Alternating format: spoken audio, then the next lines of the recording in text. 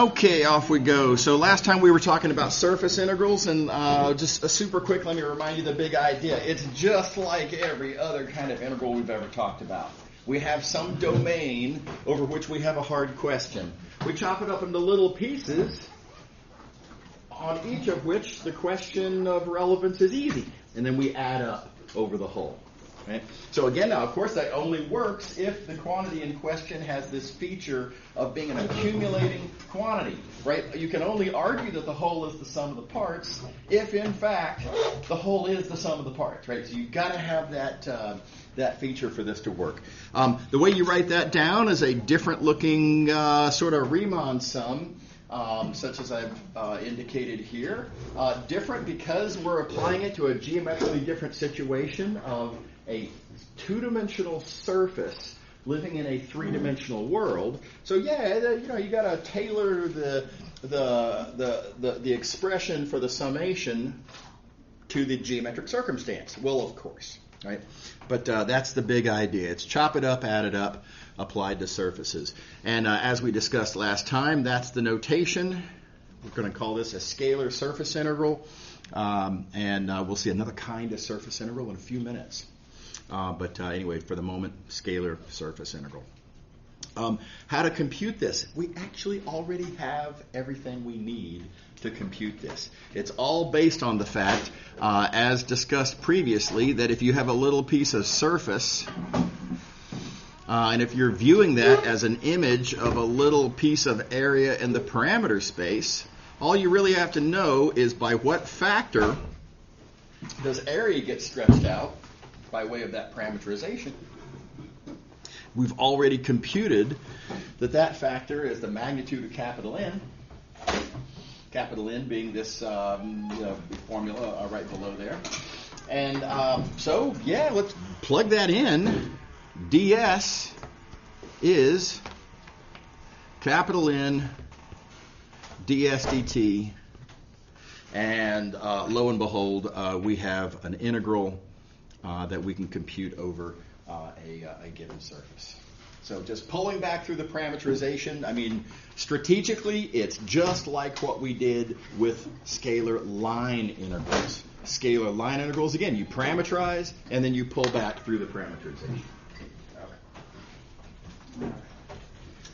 So, let's see an example of the... I always forget to mention the little quickie comment. Oh no, the parameterization is part of this formula. Maybe I'll get different values of this expression if I choose different parameterizations. By the way, the parameterization is also hiding inside of there, as you see here. Not immediately obvious, but definitely true. It turns out this doesn't matter. Parameterize however you like, doesn't make any difference. Okay. All right. So let's consider what happens if mass is distributed over the upper unit hemisphere. And then we're going to ask various questions about that. What's the total amount of the mass? What's the location of the center of the mass? What's the moment of inertia around the z-axis? Various other questions that you could ask about how this is distributed. And I am going to make an analogy here. Oh, by the way, before I lose it, let's observe. I think it's nice to observe when things match up nicely. This argument that I broke down a surface into pieces and add up over the pieces is, again, as noted, just like what we did with curves to produce scalar line integrals. And pulling back through the parameterization that we're doing here, again, just like what we're doing here with scalar line integrals, again, back in the previous chapter. Okay, and just like this first example that we did for scalar line integrals, very similarly in this first example for scalar surface integrals, various different computations can all be based on the same parameterization. Right? So here we're let's start with the previous one. We had the same wire following the same curve, parameterized by the same formula for which we get the same velocity and therefore the same magnitude, namely the same expression for the stretching factor. And all that same stuff works here. Here we're talking about the same surface, various different calculations we'll do, but for all of them, same surface. Let's see here, same parameterization, same various derivatives, etc. And ultimately they will all therefore have the same stretching factor. Okay, so the particulars of these examples are pretty analogous. Let's just look at the mass one. Mass has the feature that the whole is the sum of the parts. Now the mass is distributed over surface, so this is a surface integral, right? This is not a double integral in the xy plane. Right? This is a surface integral. I'm adding up little pieces of mass across the surface. But still, the whole is the sum of the parts. Mass is density times size. We have that area is computed by pulling back with this stretching factor being magnitude of capital N, which we've already computed above. Turns out to be sine phi. I should mention, make sure you can do this.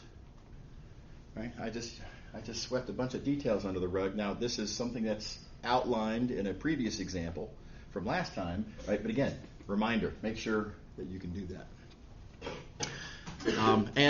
So then you end up with a double integral that you can plug and chug.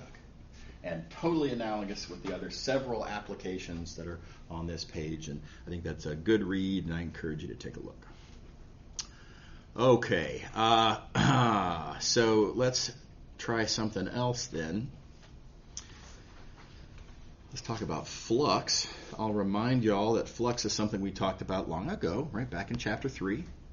The whole idea of flux is that if you have a vector field representing the flow of a fluid, let me correct myself.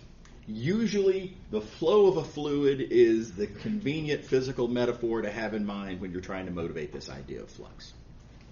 But anyway, if you have a flow of a fluid, and however you set that up, whether you're talking about velocity or density times velocity, whatever, this expression called flux and denoted with capital phi like that expression tells you something interesting. Now, what interesting it tells you depends on how you set up your vector field. If you set it up as velocity, then you're going to get volume per unit time. If you set it up as density times velocity, you're going to get mass per unit time, or quantity in whatever sense the density indicates. But something of interest, it tells you how much fluid per unit time is flowing through your surface. But assumptions, of course, flat surface, that was critical to how we analyze this problem. It's got to be a flat piece of surface. And also it has to be a constant vector field. You have to be looking at the same vector field everywhere across that surface. That's a good foot in the door. It's a good starting point, but in reality, that's just not how the world works. Vector fields tend not to be constant. Surfaces tend not to be flat. Right? All exceptions granted. So what we're going to do now is try to entertain how to deal with a non-constant vector field on a non-flat surface. And I forgot to erase a few things, it looks like. So we're going to do what we always do. Right? We're going to take this large surface. We're going to cut it up into little bitty pieces. We're going to argue then that on each little piece, it's approximately flat. Not exactly, but pretty close. And we're going to argue that, look, the vector field, whatever this vector field is, even though it might vary significantly across the whole surface, each little piece is nice and small. And so what the vector field is on that little piece, it just hasn't had much opportunity to change very much. And so on the little pieces, it is approximately constant. Everybody buy it? It's our usual. This is our usual sort of situation to encounter. And with that noted, I'll come back and talk about normal vectors in just a second. With that noted, on a given little piece of area of size ds in this case, given a constant vector field f and a unit normal vector n, here's how we compute the amount of flux on that little piece. This is copying the formula from the top of this page, the old chapter 3 formula. Constant vector field, flat surface, boom. And that's all we need to then add up over the entire surface. On each little piece of surface, we get this. And so then adding up over the entire surface, we get an expression that looks like this. And it even kind of looks like it's a scalar surface integral, doesn't it? We're adding up over a whole surface. Our integrand, what appears to be our integrand, at least for the moment, does look like it's scalar. It's a dot product. Dot products are scalars. And the differential is the ds, d capital S, scalar, representing little pieces of surface area. This looks like a scalar line integral. Okay, now there is an issue that we have to be concerned with, a little bit of an issue. Come back up here.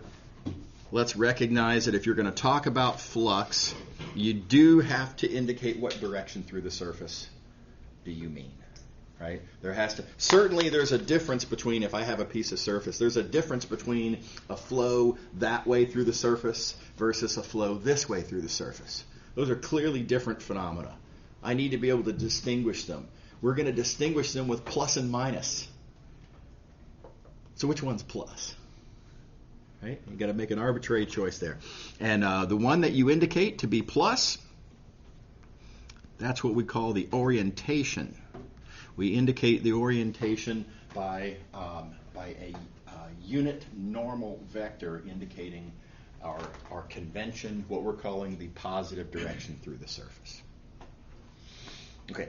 Let me say that a little bit differently. If you're going to talk about flux through a surface, the surface alone by itself isn't really enough information to even ask the question. We need it to be an oriented surface. I can't talk about which direction to go, or what the flow is through a surface if I don't know which direction is the positive direction.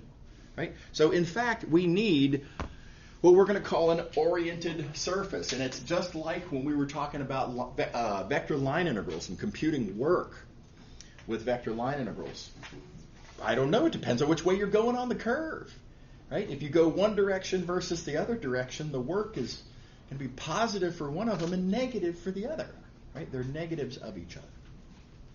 So same deal here, to remove the ambiguity, in the same way that we needed an oriented curve for vector line integrals, we need an oriented surface. Orientation normal included. To be part of this thing called an oriented surface in order to be able to talk about flux. Okay. All right, so this is called the orientation unit normal vector. And now with that said, and we'll just ignore what I have in purple here for just a moment, let's think about our integrand f dot n here.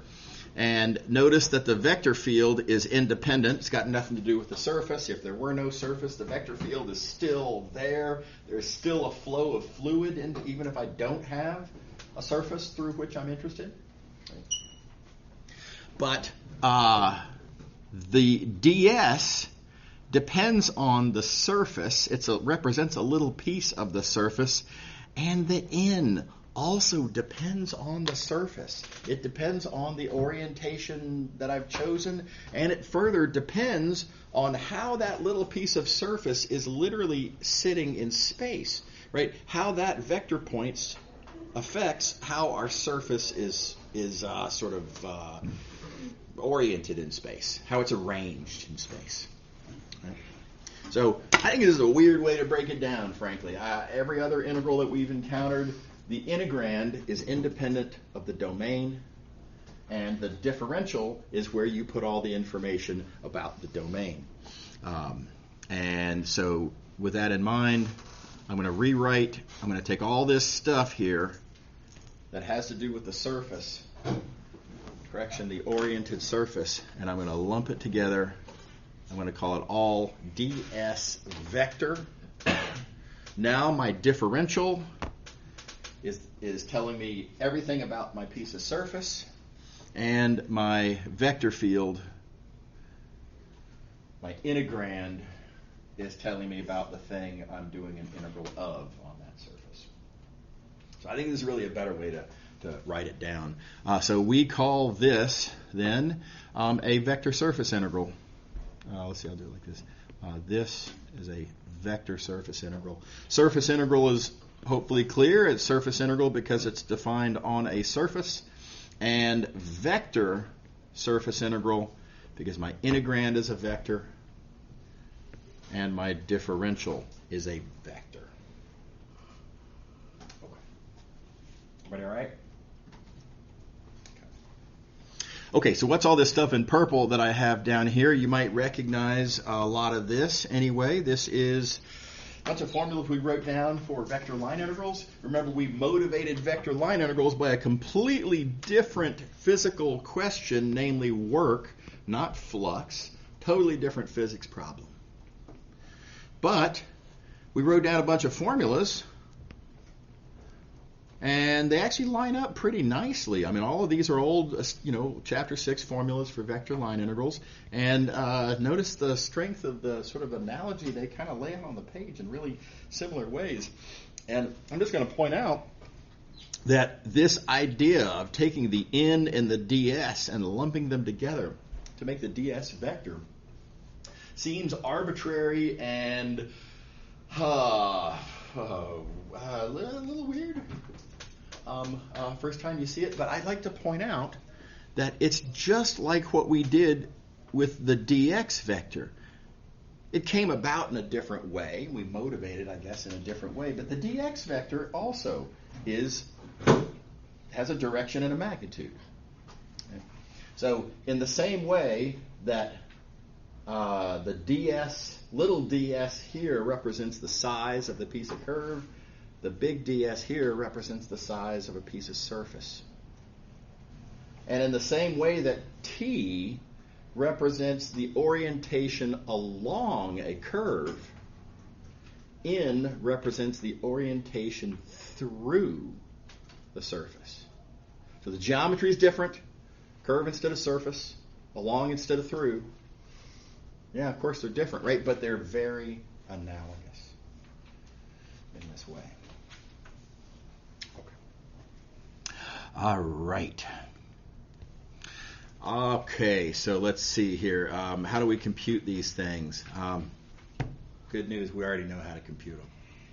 We already have developed everything that we need. Now, again, a couple of reminders. All of this is old news. We've previously set up the idea of a parameterized surface. We've previously computed this stretching factor of capital N. We've actually even already used that to do a couple things. So with all of that in mind, let's notice, and I'm going to, let's see, what am I going to do here? Let me do that so I can fit this all on the page best. So what I'm going to do is take my existing formulas, specifically this one, and I'm just going to substitute this formula right there for, how do we rewrite the ds scalar? Well, stretching factor ds dt. I'll just throw that in here right there. Right. And with that having been done, I will now look at this product right here. And now you can see I have this circled. I have an asterisk on this. That's my recognition that there is a little bit more to say here. This is another example where I'm going to deliberately commit a little math crime. I do it for a combination of reasons. One is I don't want to get bogged down into the weeds on stuff. We need to get one done. We need to get a computation finished so we can see how the mechanics of this works first, right? And then we'll start talking about subtleties and things that require a little head scratching and stuff like that. But so full confession, math crime incoming. Well, this little n vector is pointing in the direction of the capital N vector. The magnitude here is the magnitude of the capital N vector. This is in the same direction with the same magnitude as capital N. Isn't that capital N? Looks like a duck, quacks like a duck, right? Okay, now again, math crime committed. Think about, if you like, right? So, can you think about what might that crime be? I will confess on the next page. Okay, but that said, other than the little detail that I just alluded to, we have ourselves a pullback formula for how to compute flux through a surface. Everything in this integral on the right here is computed directly from the parametrization, and it's just a matter of plugging it all in, like the following.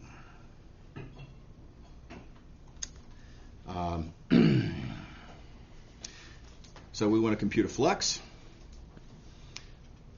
We're given a vector field.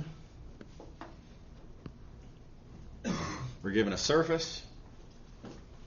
How do we compute that flux? We're going to use the formula that we just derived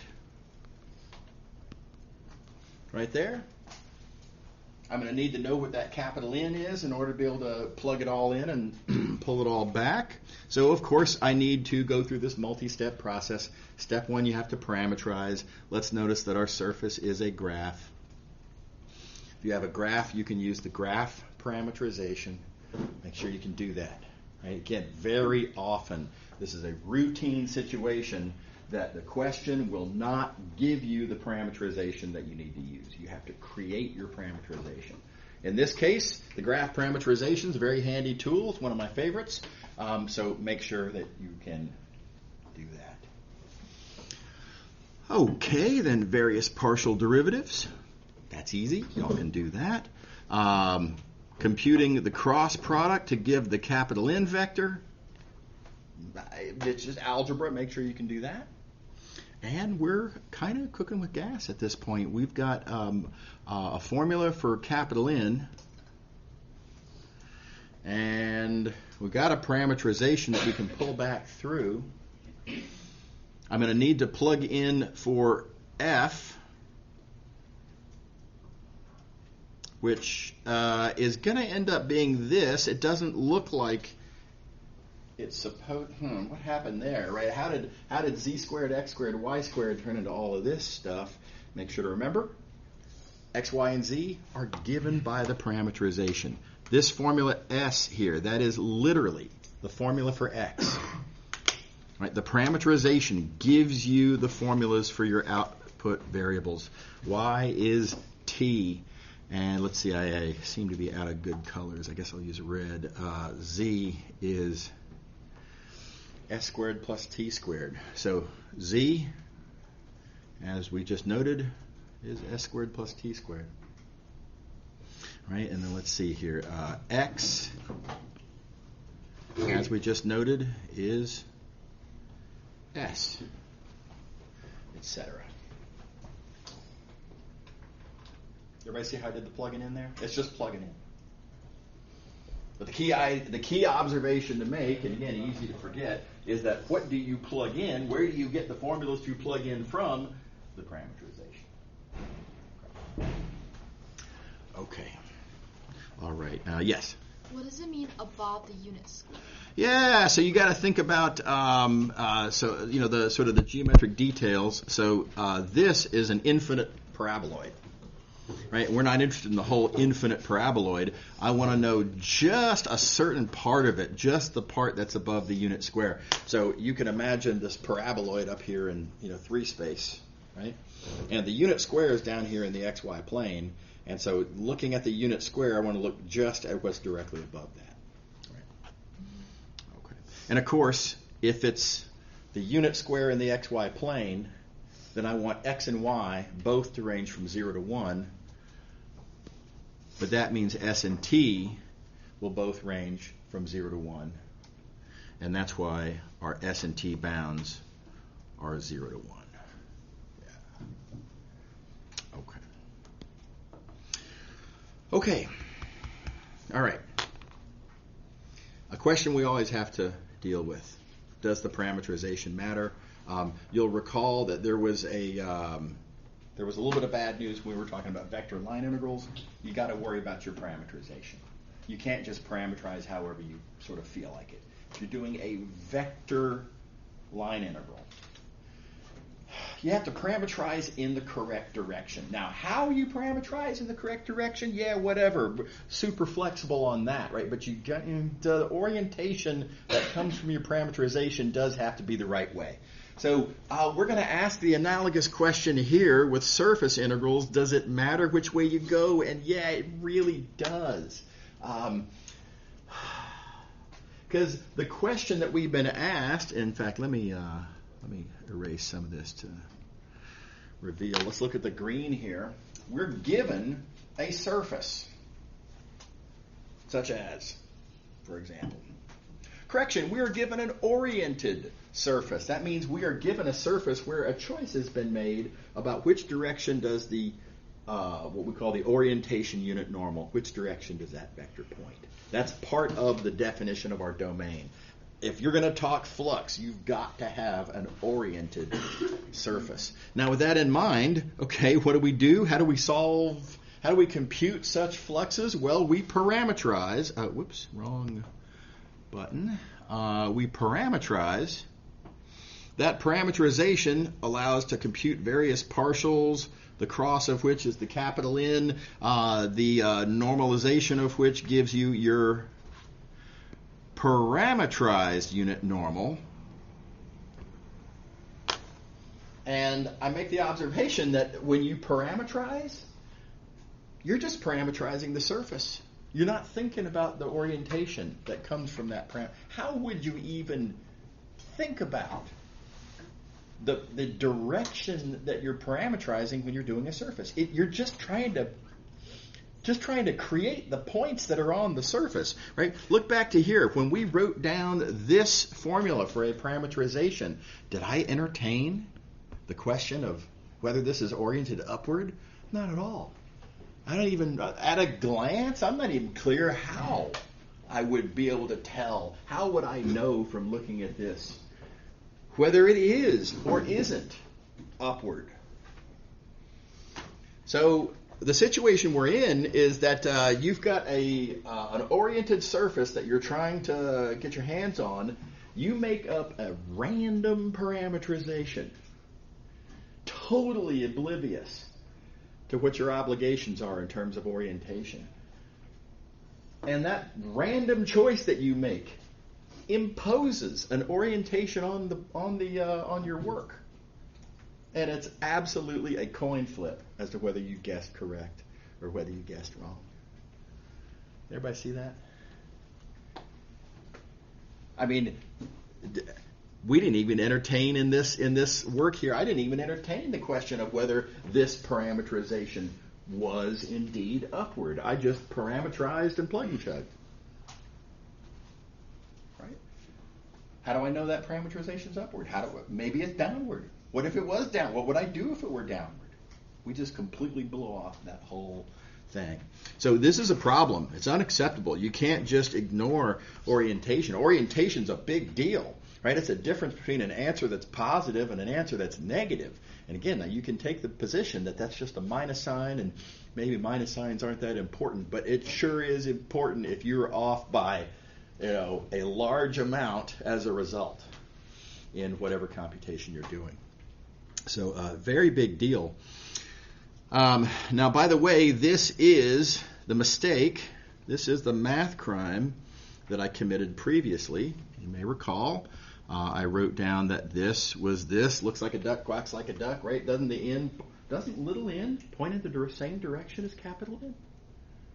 Isn't the magnitude of capital N the same as the magnitude of capital N? Isn't this true for that reason? And it's pretty close. It's not quite right. This analysis completely conflated two different things. This vector right here, that comes from our given orientation. That comes from the statement of the question. Somebody asked us to compute flux through some surface, in some direction. That's a given. We then made up a parameterization out of thin air, basically. And it gives rise to various things, such as a parameterized unit normal. And while it is true that this is equal to that, it is not at all clear that these are equal, and therefore not at all clear whether these are equal. Everybody see the issue there? You just might have parameterized upside down. 50-50, you parameterized upside down. Okay. All right, so that's the bad news. That was the little crime I committed. The good news is that if you parameterized upside down, if you parameterized the wrong way, you have also parameterized exactly the wrong way, exactly by a minus sign in every term in your summation, and so you're just off by a minus sign, and you can just fix it by inserting a minus sign appropriately if needed. And I'm going to show you an example of exactly how to identify whether you've parameterized upside down and how to insert that minus sign, and it does have to be inserted the right way. Okay, so real quick before we do that, this is our only concern. Orientation is the only way in which parameterizations matter. Other than orientation, parameterize however you like. Nothing to worry about other than orientation. All right, so let's see another example. This example here, by the way, real quick, is identical to this example. It's the same vector field, same surface, same portion. We're going to use the same parameterization, which of course has the same partials, same. Everything's the same, except for one thing. This one that we previously considered was oriented upward, and we're now going to entertain what happens if it needs to be oriented downward. All right? Let's see how this plays out. Okay, let's see here. Per usual, we parameterize however you like, whatever. Don't even sweat it. Just parameterize whatever's the most convenient way. You take the partials, you take the cross product, and now you have to pause. And by the way, this is on you. This is a student responsibility. You got to remember that this is the time where you have to pause and try to figure out, wait a minute, did I parameterize the right way or did I parameterize the wrong way? And in this case, well, let's see here. My parameterized normal vector is like that. My surface is given oriented downward. Wait a minute. This vector has a third coordinate which is positive. Is positive downward in any sense? No, it is not. And I'm sorry to say, we parameterized wrong. We parameterized backwards, upside down, you might say. Flipped. Wrong. Everybody see why this is bad? All right, well, do I need to try again? Do I need to do a different parameterization and fingers crossed, hope this next one goes the correct way? No, don't bother. No need. You can just fix it with a minus sign. Specifically, let me show you where to insert the minus sign. Keep in mind that the ds vector, this ds vector here, is defined in terms of the given orientation unit normal. This is oriented as given by the statement of the question. In this case, this ds vector is oriented downward. This thing here, capital N ds dt, that, in many cases is actually equal to the ds vector. Yeah, but the problem is the capital N vector, you see, it comes from the parameterization. It did not come from the given of the question. This parameterization was not given. right? We made up that parameterization, and as we've already identified, we parameterized the wrong way. So I can't claim that these are equal. These are not equal. These are off by a minus sign, and I fix it by inserting a minus sign right there. Yep. Sorry, yeah, go ahead. Are you ever going to have something which is oriented? Is it always going to be upward and downward? Nope, that's a great question, and I've got a discussion to follow on various different ways that we can orient things. Yeah. Yep. How do you know that it's not downward just because z is positive? Yep. This third coordinate is positive, so excuse me. So this vector, I don't know exactly what it is, but it's somewhat like this, and this vector, any vector that has a positive third coordinate, that's not downward in any sense of the word. Follow up. What if the z is like a function of s and t, and it could be positive? Yeah, then you've got to figure it out. Yeah, you have to look and analyze and see, is it consistent with what you've been given, or is it not consistent? And yes, every example is different. Does that make sense? Mm-hmm. Yeah. Okay. All right, now, so the good news, we've accounted for having parameterized upside down. You've got your minus sign in here to take care of that. Proceed with the rest of your stuff. And, there's a lot of yada, yada, yada here that we've already dealt with. We've already computed the capital N. Here it is. We've already computed the capital F, pulled back in terms of S and T. Here that is. And then off you go, compute. And don't forget the minus sign carries through, of course. All right, now I do want to give you a warning. I see a lot of really bad implementations of this, bad in a really important way. And I know you all heard me say the following a million times. You're going to hear it a million more. This is just an important thing about what this course is. And that is that this is not a course about answers. This is a course about reasoning, right? Mathematical reasoning, right? That's what we're here for. Ideas and reasoning about those ideas and that kind of stuff. So how you get to your answer is also important, and your work has to make sense. You can't have falsehoods, right, riddled through your work.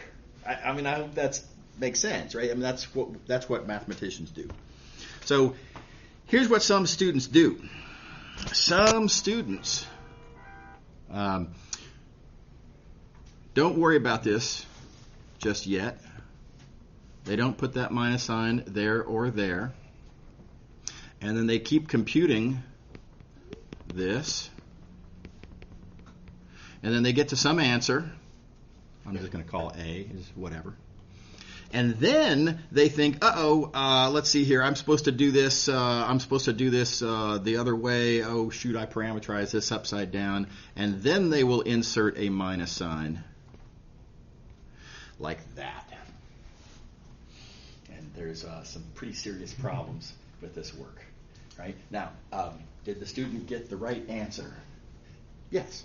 The numerical conclusion is correct, presumably, right? But here's the problem, and I'm sorry, there's just no way around this. This is a real problem. This student wrote A equals negative A. No, it isn't.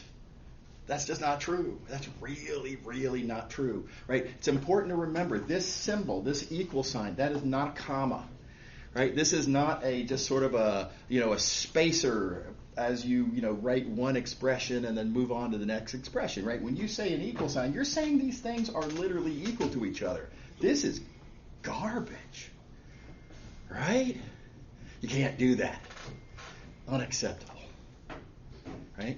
Here's another problem. There is a second problem on the page, and that is right here. What the student has written down here, not having put the minus sign here. That student is suggesting, by having written this down, that the ds vector and the capital N vector point in the same direction. Oh my gosh, no, they definitely don't. Right? They don't. That's just not true. Right? So it is not okay to just get down to the numerically correct result. That is not what this class is about, and that's not how grading will go on exams, right? Everything that you write down has to actually follow. The statements that you write down have to be true. And what I have in purple here are two false statements, indicative seemingly of the student not realizing that these two vectors are different from each other. And I'm not sure what this is indicative of, but not good. Right? So anyway, you can't do that. Make sure you don't do this in your work. Make sure you insert the minus signs in the appropriate places. Make sure that everything that you write down actually is true. Is everybody okay with that? Does everybody understand? I make a big deal out of these things because I'm trying to spare y'all, bad experiences on a question of this sort on an exam. Okay. All right. Okay. Somebody asked a question about the language and what are the different ways that things can be oriented. There are different geometric scenarios, and we handle them differently. The first thing to realize is that when you're choosing language to describe an orientation, your goal is not to describe the orientation vectors exactly perfectly. That's actually not our goal. When we pick language like, oriented upward or oriented downward, our goal is to distinguish unambiguously between two options. So, for example, if we think about this paraboloid, such as we were just looking at, one orientation would be like this, a bunch of normal vectors indicating that as the positive direction through the surface. And another choice, another option, another possible orientation would be like I have in blue here, indicating that as being our positive direction through the surface. Now let's think about how would I distinguish between green and blue. And again, I don't need to give a verbal description that exactly characterizes the green vectors. I just need to distinguish between the green and the blue. And a pretty great way to do that, I think, is with the words upward and downward. Now, those green vectors, they're not perfectly upward. They're not exactly upward, of course. But all of the green vectors are at least a little bit somewhat upward, and none of the blue vectors are in any sense upward. So it's not a precise description of the normal vectors, but it is perfectly unambiguous. Everybody see what I'm talking about there? Okay. Now, some people would look at this and say, well, let's use inward versus outward, and I hear what you're saying, right? I mean, I get if someone were to tell me oriented inward, I would guess that they meant the green orientation. But just as a point of order, that's not a closed surface. So technically there is no inward. So it's a little fishy. That's why I put the little asterisk on this. This is, kind of okay, but suboptimal. In this case, I think this is the much better choice of language. Now, don't just hang your hat on these words, because, of course, for a surface like this, our two options for what could be the what we're going to take as a convention as the positive direction through the surface are the green and the blue, and some of those green vectors are upward, some of the blue vectors are upward. I don't think upward makes any sense in trying to distinguish green from blue. There. Everybody see the problem? Upward versus downward. This is just not helpful. But in this case, it is a closed surface. Inward versus outward, perfectly descriptive, completely unambiguous. Hard to beat that as a choice of language there. So you got to tailor your language to the circumstance, right? And always be thinking about what are the two different orientations that are possible, and what are the characteristics that distinguish them from each other. And choose your language accordingly. Okay. All right, and that seems I've forgotten to get rid of all of my highlighting here. Let me just erase all that. Keep your eyes open for lucky breaks. You get lucky geometrically sometimes. This happens surprisingly often. This will save you loads of trouble. in future engineering classes, physics classes, whatever. Sometimes geometry is your friend. So let's think about, for example, here I have a sphere, rho equals 3. Spheres have a lot of wonderful geometry. In particular, given a point on the sphere, I can look at the position vector for that point, and because this sphere is centered at the origin, the position vector itself is actually a radius. And spheres have this wonderful feature that radii are always perpendicular to the surface itself. You gotta love spheres. That's a unique feature of spheres centered at the origin. So that green vector is perpendicular to the surface.